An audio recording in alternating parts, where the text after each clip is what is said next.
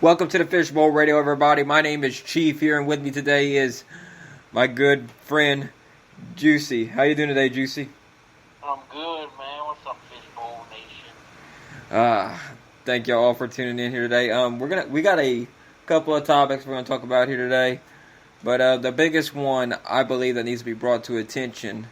There was a article that was kind of circulating around the internet and got us thinking, like, what if they actually pulled the trigger and said, look, if this coronavirus deal hangs around long enough, what if college football was canceled? What would be the ramifications and the effects we could see of this? Juicy, what is some things you think would be happening if college football was canceled? Well, you would have a lot of really angry people because football is the biggest sport in the country. But all jokes aside, though, seriously, like a lot of these schools would lose some serious money. Like a school like LSU, we seen it the other day. Take LSU for example. They made their football or their athletic program makes $56 million off of football in a year by itself. And women's basketball was at a distant second place at only $3 million a year. So that just gives you an idea of how big the ramifications would be for a lot of these schools and stuff. I'm sure at every school, though, football is pretty much the biggest sport. I mean, I don't imagine every school having $56 million in a year from football, but I'm sure they still make more money than any other sport for pretty much every school that has a football program, I should say. But you definitely would have a lot of money lost, you would have a lot of schools probably having to make cuts everywhere else, because none of those sports combined could probably even still come out to what football makes a year. But they have mentioned moving. I've seen something about they might have to move it to the spring of next year if they have to. And that would probably cause an eligibility issue like the baseball and softball and all the spring sports have this year. Yeah, it would be a very interesting way to look at all that. With all the money that LSU would lose, let's talk about LSU a little bit here, because football, it's bigger than the sport itself, because if you look at this, there's been like a G5 president suggests that they should go ahead and move the 2020 college football season to the spring, which you mentioned already, but also, like, in terms of localizing this story here, they were talking about renovating Cajun Field. It's been a thing that's really needed to be done for the last several years. Like, getting rid of some of them bleacher seats, because the way it's kind of old. It looks like it needs a big facelift. Put some new seating in there and moving some stuff around. But with the coronavirus, that would definitely impact it, because LSU and UL. Get the money for the funding for other things you need. Yeah, LSU and UL, their budgets are two different ones. LSU could do a remodel probably this year if they really needed it. But UL is kind of like a smaller school, so they won't have the resources LSU have, which is obvious. But let's break down LSU's budget that we have here, for example, here, like you were talking about. LSU, like you mentioned, Juicy, made $56 million in the last year. Men's basketball made only $1.6 million. And women's basketball is actually the second biggest one. No, according to this, they lost $3 million in profit. Oh, they lost. Okay. Yeah, I think you're reading the chart wrong. Yeah. There's only I'm in basketball. out all those sports, there's only 3 in the green. Football funds all the other sports, because if you take up all the money made from all those sports here, let's say $2 million for gymnastics, $2 million for softball, that's $4 million right there. Even come close. 7, 9, 11, that's 12, 13, 14, 15, $19 million That's what they lose. That's what they would lose altogether. Football basically almost triples that amount of money right there. It almost triples it. How big of a loss that would be? So let's say if they went ahead and they're like, you know what, we're not postponing it because we don't have a chance. This thing is still around America. What would that do? Let's say if LSU loses $56 million here. Let's say if they're like, oh, we're going to cancel football season. All those other sports, I don't think they financially can survive. They have no funding. That's what I was going to... They have no funding. Like, what are you going to fund with that amount of money? $56 million is not no walk in the park to get with anybody else. Because, like, you would see women's swimming, women's tennis, beach volleyball, men's tennis, and the list can go on. I could be talking about this all day long. You just wouldn't be able to have them sports be around because there's no money there to buy for the equipment, to, pay the staff to work it, pay the coaches, so on. It would be a huge loss for LSU and the rest of the program. LSU is a good example, and the Cajuns would have the same way of doing with it too, because football brings the most money for the Raging Cajuns. Football is king in college athletics. That was going to be my next point, because they possibly would have to shut down even not just all the sports, but some of the programs, like the academic programs and stuff. That I know the athletics fund. The only two campus too. The only two sports I could see surviving something like that would probably be, baseball or basketball. There's not they're making money. Like, they're making a little bit of money, so they could they could fund themselves. Is basically what I'm saying. They make enough to fund themselves. Yeah. Yeah, they could fund themselves. Football makes enough to fund everybody. Yeah, that's the whole thing. That's why they don't want to push this thing back. They've even talked about. I don't know why people brought this up, but there are some people doing that, saying like, we should move football season up. And it took me like a second to think about it, because I was like, why would we move something up when we don't have the thing what we have right now under control? This thing isn't under control just yet. I've seen some people say that it was going to end in July. Well, the thing about the virus, the whole thing about it is it's not very adaptable to heat. So, like, there's studies shown that anything over 84 degrees Fahrenheit, it'll kill the virus. So, in the summertime, you know how Louisiana, they get up to 95 degrees easily. That's when they think it'll kill off the virus because it can't take it. I mean, there's been studies saying that heat does kill it, but is it a different strand? This thing is still new enough to where we don't really know what it is. But here's the thing too, even if the heat... It would make sense if it would kill off in the summertime if they want to move it up to the hotter months. Yeah, I could see that if that was actually the case. But then you have the issue of the safety of athletes, or unless you play all your games at nighttime. The only way that would happen is if there's no games during the daytime, because some places like around here and all these south states, way too hot. You'd have way too many health issues. You'd almost have to play at nighttime. Pretty much every game would have to be at night. Okay, here's my question though. What if they kept course, this thing dies off in the summer? Let's say this thing does die in June or July, okay? And we get to the fall, all right? Normally flu season comes around. What if this is just like the flu? What if this thing springs back up again? Well, maybe they'll have a vaccine by then. Well, maybe. That's the biggest thing. Like, they've been able to make a test that can detect it in 5 minutes, whether you got it or not. Now that's just they've had some successful medicines like malaria and Ebola medicines have worked very well in treatments of the virus. Well, you're the medical expert here because you're the one working in the medical field, so I guess I got to take your word for it.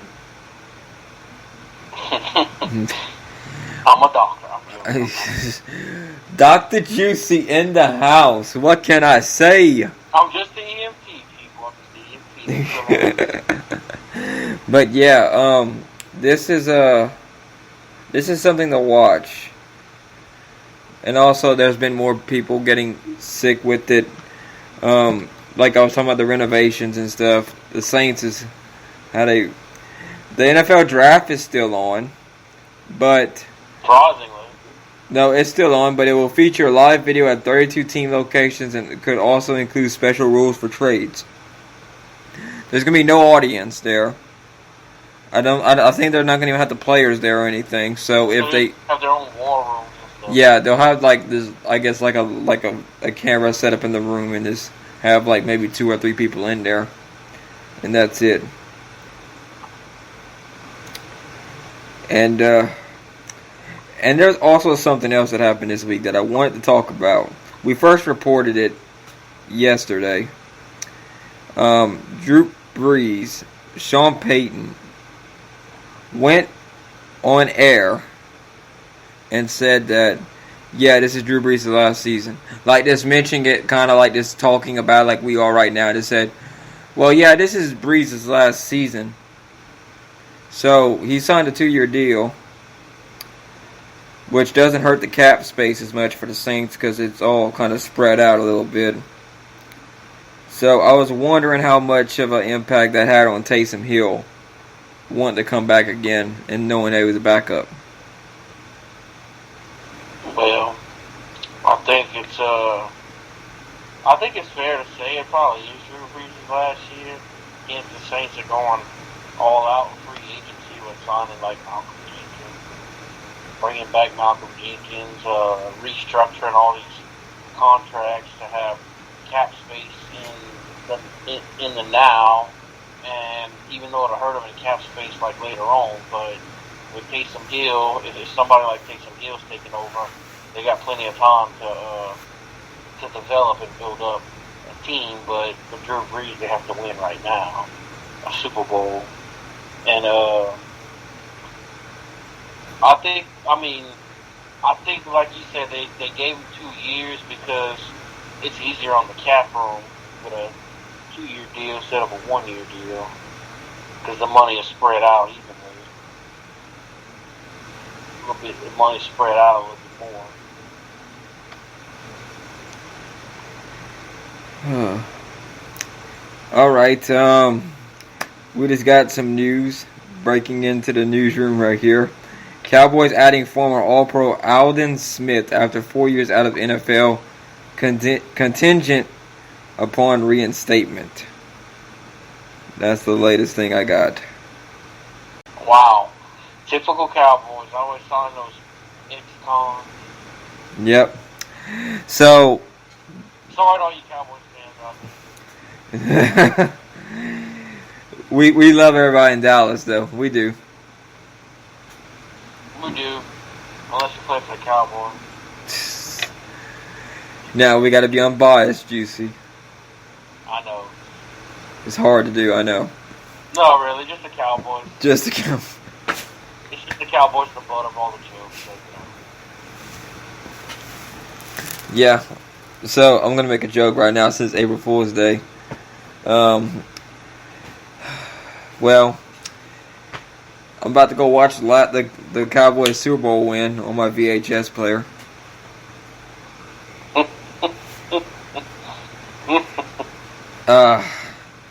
Good times, man. I miss the 90s. I really do. You barely remember the 90s, man. Hey, man. I like the 90s. The 90s is fun. Anyway, we're getting off track here. So, Juicy, I want to mention this to you. And, you know, we've reported this earlier this week. That the NCAA Division I Council voted to allow schools to provide spring sport student athletes an additional season of competition and an extension of their period of eligibility. Juicy, was this the right move, or should they just moved on and made them lose their eligibility? Well, let's see. How can I start this? I'm kind of mixed in emotion about it. Baseball and softball, I definitely agree they should have got eligibility. Basketball, I don't know. They almost finished. They almost finished it out, but technically, legally, it is the right move because it's supposed to say because they're supposed to have up to 4 full years of eligibility, and none of those sports ever went full season. So, yes, I think technically it should be the right move, but I guess it was all. I think it's ultimately up to their discretion too. You know what's interesting about all that though? Basically, the 2020 basketball season is this is basically a do-over for next year.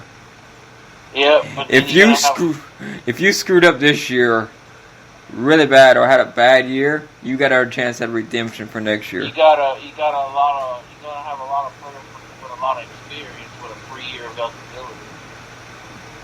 They basically were all scrimmage games, okay? And hopefully they give them the same exact schedule as 2022. Well, I don't know if they'll actually let them do the same schedule. They should if they're gonna repeat the whole thing. Well, I mean, they gave them the eligibility, like an extra year eligibility. They never said anything about repeating schedules or anything like that. But you know, it's like, I thought it was the right thing to do for baseball and softball. Basketball, I'm a little bit on the fence about it because it's like you said, they almost went a whole entire year eligibility.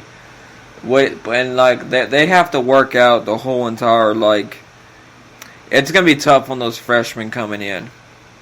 Like all those freshmen are coming into college and trying to get a starting spot.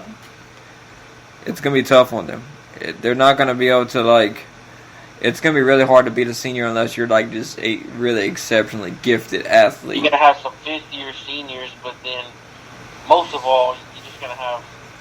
There's still gonna be some that go to the NBA draft, whatever, but a lot of them are probably gonna come back and all they're gonna have is just a lot more, a whole year of experience. Yeah, there's definitely it's gonna make some, I say, more competitive teams. These games are gonna get really I think the level of competition is definitely gonna ramp up for at least a year. Because you're gonna make an interesting March Madness next year. Yeah, it will. It will.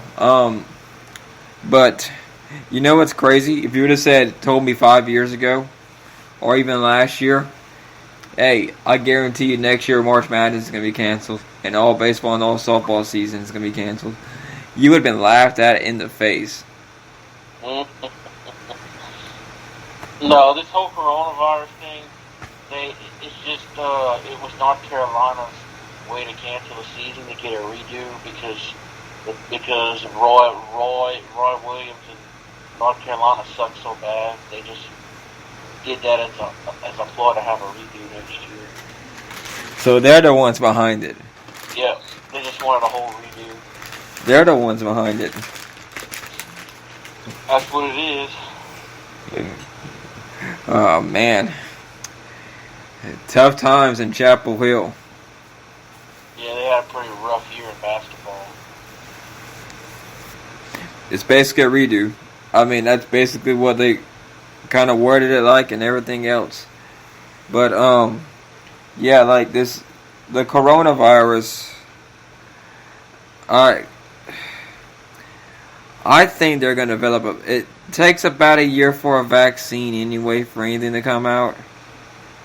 If that's your typical wait time. I mean, so they're probably mixing that malaria and that Ebola thing together and see, you know. They gotta make sure they don't kill nobody with whatever they're developing. You know what else kills the coronavirus? White blood cells. That is right. Your immune system. Yes. Unless you have an underlying condition. Yeah, that's the thing, because if you have underlying, then your immune system isn't working as good as it should be. But, you know, a lot of, they were like, well, why are older people, dying? I was asking, like, at a more rate. I'm like, well, you got to think Because about. they have more health conditions than. Well, yeah, because, like, look, you think about like this here. Here's a perfect way to put together your lifespan as a human being, okay? You buy a brand new car, right? Mm-hmm. That is a baby being born, okay? And after you put miles, let's say you put 400,000 miles on this car, you're probably going to have something wrong with it by then. Have to start changing parts out. You got to start changing parts out. Your transmission might go out. Engine might go out. Yeah, your alternator might go out. Your fuel pump might go out. And then ultimately, after you change, then everything's going to go out. And then, well, you know what? Another baby's going to be born. Yeah, and then, like, I mean, that's the perfect way I could put it. Like, you know, like, it gets hard to. Or go to the junkyard. Yeah, you either bring it to the junkyard, which is you dying, or you just, I mean, you could sell a car too, right? That'd be human trafficking at that point. That would be an organ donor. Yeah, I guess. Yeah, you could donate your organs. You know, but yeah, like I personally, I could see the coronavirus ending in June sometime. I've said that since day one, that the first week of June was going to be the end of the coronavirus. I'll predict middle of May, early May. I just think it's going to take some time because the number is going to go up as more tests are done. Well, the numbers are going up so fast because they're testing at a faster pace. Yeah. They're testing more people at one time. But honestly, this thing, I think, has been around since the beginning of January. I still believe that the date that it came to Louisiana and all that it was already gone by that point. Like, I mean, it was already here, because there's a lot of people out there that said, I have this symptom and that symptom, and they had some people that are like, they told people in a hospital, I know one person, personally, that they went to the hospital, and they had a fever and body aches, and they were on a ventilator and everything, and they said, the doctors went in there and they told that lady, they were like, you are a medical mystery. Not just one, there's 8 or 9 doctors told this lady, you are a medical mystery. We have no idea what's wrong with you. It was probably coronavirus. It was probably coronavirus. And I kind of want her to get tested just to see if she has any antibodies in her. But my mama had a real bad cough and stuff. She couldn't shake about 4 months back, and she had real bad dry cough and stuff. I don't think she really had fever, but she can never get rid of it. She probably had coronavirus. Maybe so. I mean, this ain't the first time the coronavirus has been around anyway. Just a different strand of it. All right. Juice, anything else you want to talk about today? I think we should be good. Yeah. Thank you for tuning into the Fishbowl Radio for this week. You could like us on Facebook, Twitter, Instagram.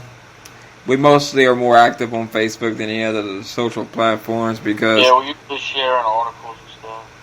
We have a lot of interesting stuff to read. You can read about on there that don't make the show because of time constraints and everything else. So I typically a lot of stuff that we don't always talk about.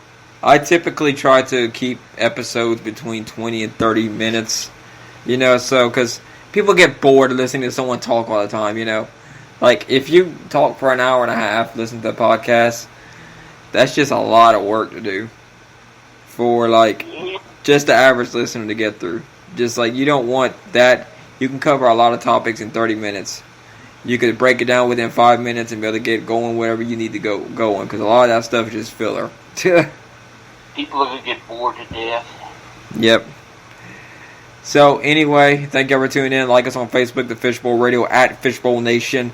On Twitter, at Fishbowl Nation as well. Instagram, The Fishbowl Radio. So, thank you for liking our pages and following us and stuff like that. There's one. Oh yeah, rest in peace, Joe Diffie. R.I.P. Joe Diffie. Also, something else cool. I want to mention this at the end of every podcast we do from now on. Something cool I saw today. The Raging Cajuns. I don't know if it was their baseball page that shared it. I'm gonna have to find it. Let me see. Hold on. Let me pull it up here. No, I don't. That's weird. I hate the fact it doesn't do that. I think I missed it. Oh wait, hold on. We do have it on our Facebook page. I'm trying to find it right now. It's on there. I just saw it. Alright, there it is. Okay, there's the Raging Cajun baseball page. There it is.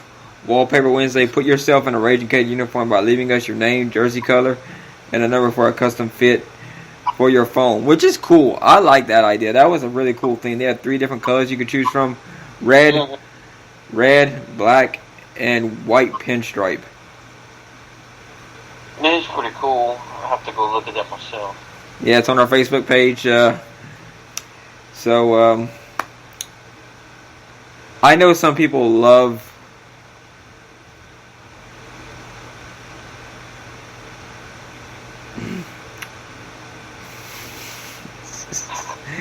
Alright, so that'll be all for me today. Anything you want to say, Juice, before we head off there? No, I just want to say good night, Fishbowl, y'all. Stay safe and keep yourselves occupied if you're in a quarantine. Yeah, but everybody have a happy quarantine. Enjoy the Facebook Live concerts that people are doing. Stay 6 feet away from everybody. Stay 6 feet away. Practice social distancing. I've been hearing that word tossed around a lot. So, you have a great night, everybody.